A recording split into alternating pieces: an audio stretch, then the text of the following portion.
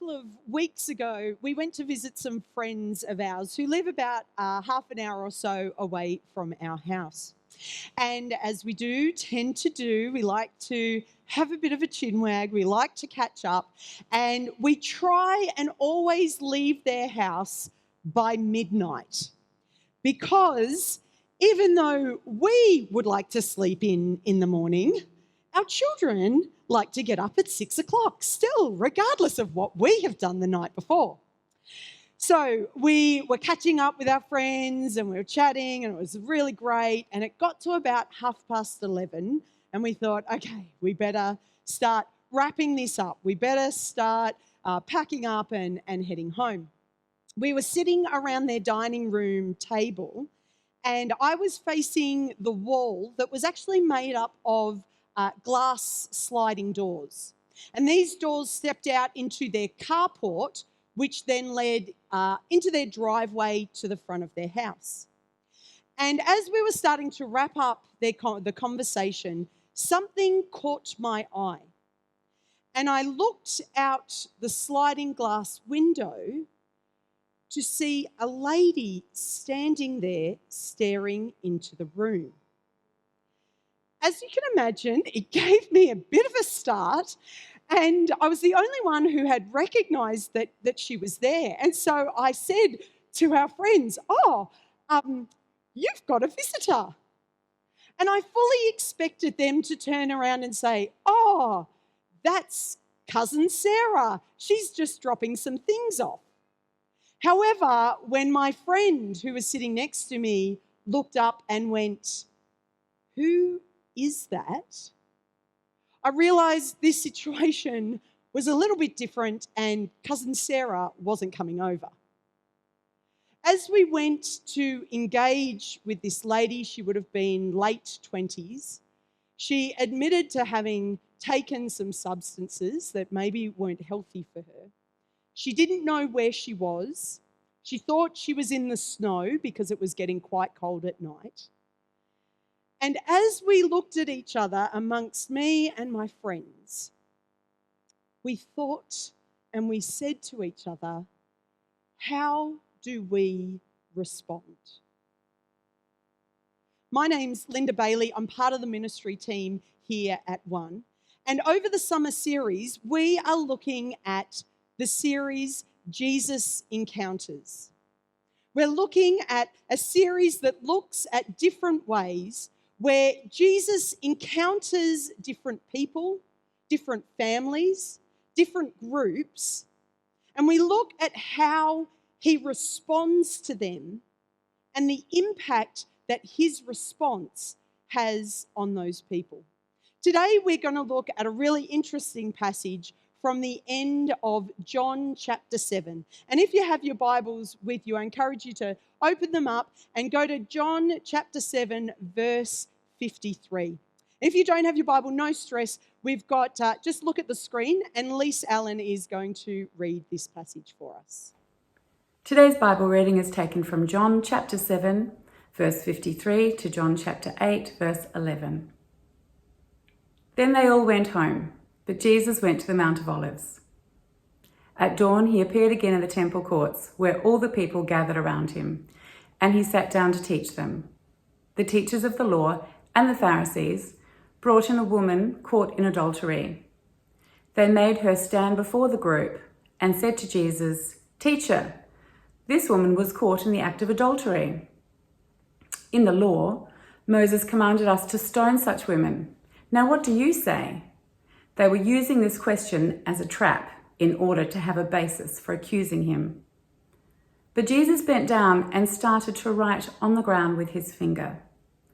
When they kept on questioning him, he straightened up and said to them, "Let any one of you who is without sin be the first to throw a stone at her." Again, he stooped down and wrote on the ground. At this, those who heard began to go away one at a time, the older ones first, until only Jesus was left, with the woman still standing there. Jesus straightened up and asked her, "Woman, where are they? Has no one condemned you?" "No one, sir," she said. "Then neither do I condemn you. Jesus declared, "Go now and leave your life of sin." This is a passage that many of you may recognise and many of you may have heard. But if you did have your own Bible with you, or you may know that, and I'm just going to quickly flick through the Bible passage that we've got on the screen, it's is that there is actually a little note that this is what it says in my Bible. It might be similar in yours. The earliest manuscripts and many other ancient witnesses do not have John 7:53 to 8:11, which we've just heard read. A few manuscripts include these verses wholly or in part after 4 different spots within our Bible. Now, this helps us to give context to the passage that we have just read. Let me explain what this means. It won't be any surprise to you that 2,000 years ago and beyond, when ancient writings were made, if someone wanted to copy that writing, they weren't able to pop down to the local office works, buy the best quality paper, and print off a couple of copies. When a piece of writing needed to be replicated, of course, what they did was they had to write it out in full again. Now, this is what some of the original texts may have looked like, in a different language, but also on not the highest quality paper you can get from Officeworks, but on different types of things that they wrote on. Sometimes it was the skins of animals that were preserved and put in such a way that they could write and preserve the ink on it. Sometimes it was papyrus root leaves that were sewn together. Now, of course, even in our own books, if you use them over and over, they start to break down, they start to disintegrate, or they get lost.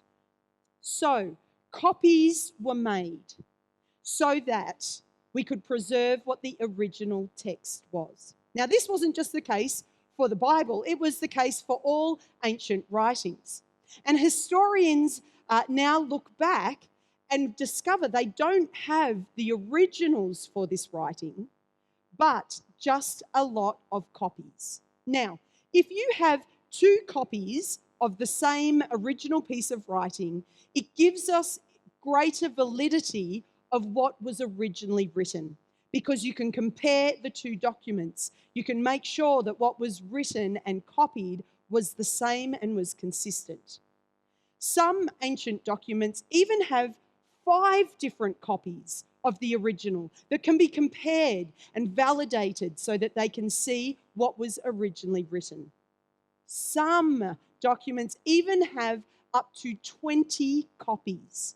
So these have high validity because they are able to be compared. Our Bible is an ancient document. We do not have any of the original writings. However, we have 5,801 copies to be able to be compared and analysed so that we can get the best understanding of what was originally written. What this note at the start of this passage means is that from the 5th century, there was no record of this passage in any of the copies. However, from the 5th century onwards, this story was retold many times and it was found in many different copies. So much that they could make sure that the original was valid. And so therefore it is still placed in our Bible, but with this note, just to say that it was not in all the copies, but in certain copies that were made. That isn't the only reason, though, that this passage was placed into our scriptures. When biblical historians looked at this passage and they looked at the response that Jesus made to the Pharisees and the teachers of the law, when they looked at the response that Jesus made to this woman who was put in front of him, they noticed that it was consistent with every other encounter that he had. Jesus' response in this passage is consistent response with how he had encountered other people in other passages. And so we move forward with this passage with authority and confidence that what we can learn from this passage is consistent with what Jesus would have us learn. So let's have a look at how he does respond. When Jesus has this encounter, how does he respond to the people in this passage? To give us a bit of an understanding, as it says in this passage, this all happened to trick Jesus, to trip him up, to challenge him. And why that is because in the time when Jesus was on the earth, the Romans were in government. The Romans were in authority and they ruled the people. However, the Romans were quite open to allowing other groups of people to uphold their rules and traditions. So Jesus was part of the Jewish community. The Pharisees and the teachers of the law that are part of this story are part of the Jewish community. And even under Roman rule, they were able to live out the rules that they had been living for hundreds of years. They were able to worship in particular ways that they chose to worship. There was one thing, however, they could not do, and only Roman authorities could do, and that was to convict someone to death.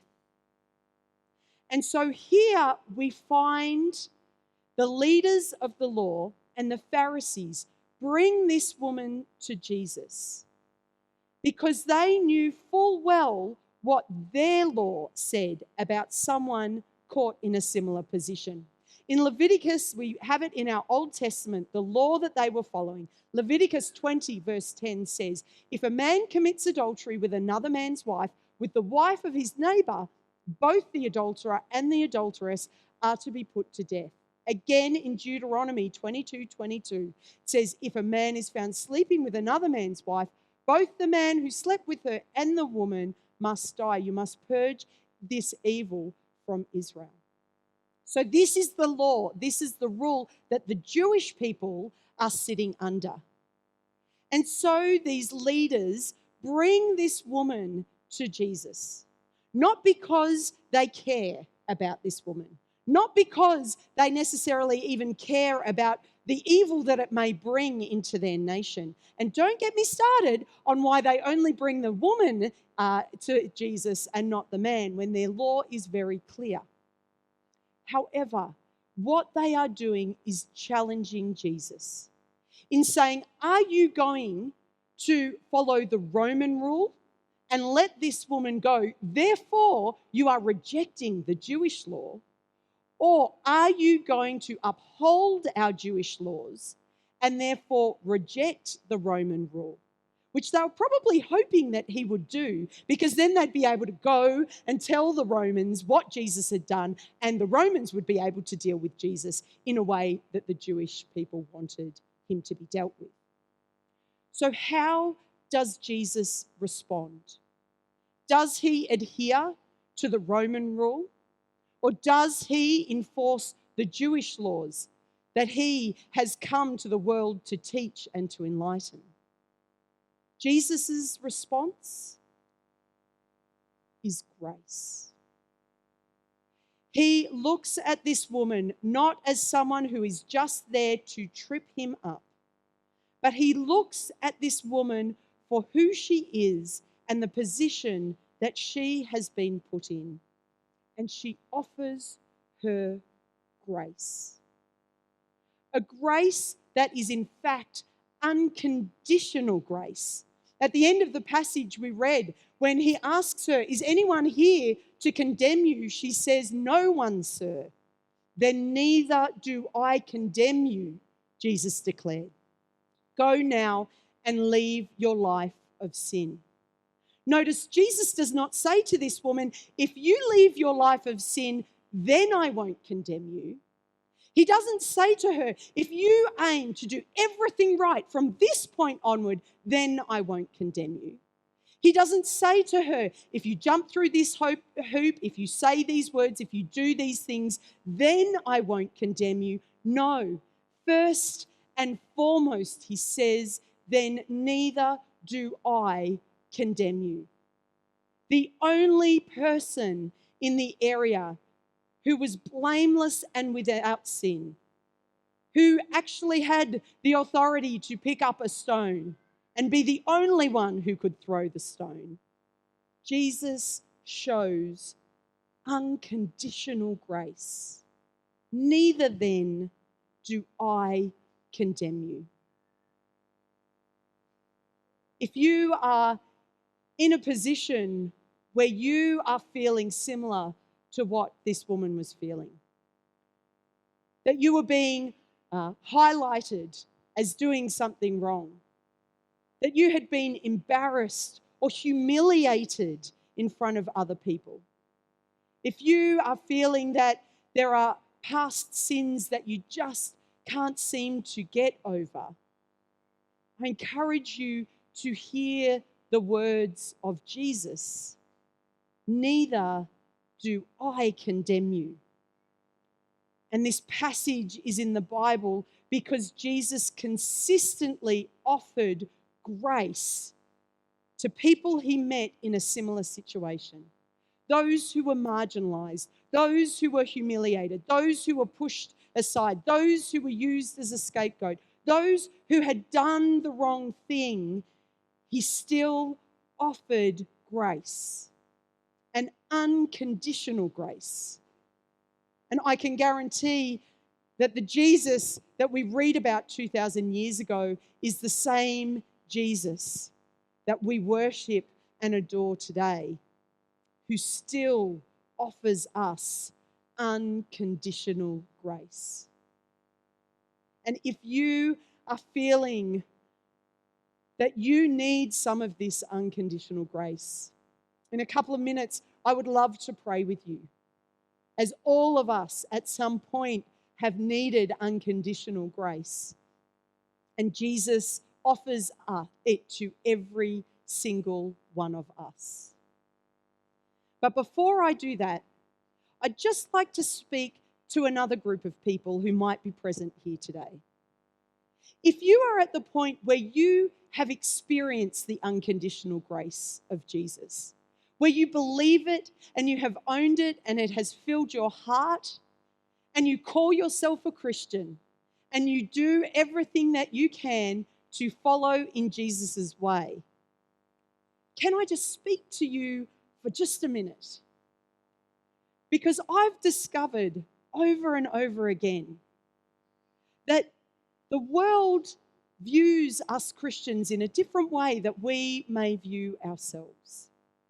And can I say that we as Christians are not known for our grace? We as Christians are not often seen as the people that actually give unconditional grace to others in our world. I experienced this 20 years ago when a friend of mine, a really good friend, we had met in high school, we grew up together, and we were such good friends that when it got to uni, we shared a house together for a couple of years. And just after that, I discovered that he had come out to all his close friends and family. And I discovered that I was one of the last people that he told. A year or so afterwards, as I continued to build my friendship with him, I had the opportunity to talk to him about it. And I asked him, out of all your friends and family, why did you feel that I was one of the last to tell such a big thing in your life?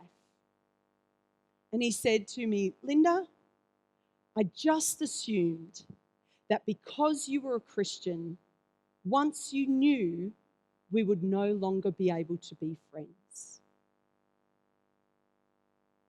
So often, the world looks at believers, at followers, at churches, at Christians, and they don't see grace. And they assume we are the type of people that don't offer grace. And yet, if Jesus' life was so consistent that they are able to find a story about Jesus and align it with all the other passages in the Bible because he has responded in a consistent way of offering grace, then you would think, as followers of that Jesus, our lives would live in such a way that we would be consistent and respond to encounters with Jesus just exactly the same as Jesus responded to encounters that he had with other people. And so I ask you, believers, followers of Jesus, are you consistent with Jesus' response to other encounters? Are you living in such a way that someone could take a story from your life and put it alongside a story of Jesus and see consistent responses so that people would know, wow, they are so close to Jesus. They are responding in the exact same way as Jesus would. Because every single day we have an opportunity to respond in the same consistent, unconditional grace that Jesus responds in. We have the same way to respond to members in our extended family. Maybe it's with our neighbours that we need to maybe extend more unconditional grace. Maybe it's with colleagues at work, acquaintances that we meet, people that we connect and encounter with on social media. Maybe we need to be consistent with how we respond to a lady who turns up at 11:30 at night to a friend's door, has made some poor choices, but we need to ask ourselves, how would Jesus respond? And then have the confidence and the courage to respond in the very same way with unconditional grace. And my prayer for you is that we would continue to encounter people that God brings into our life, and we would have the courage to offer unconditional grace every single day.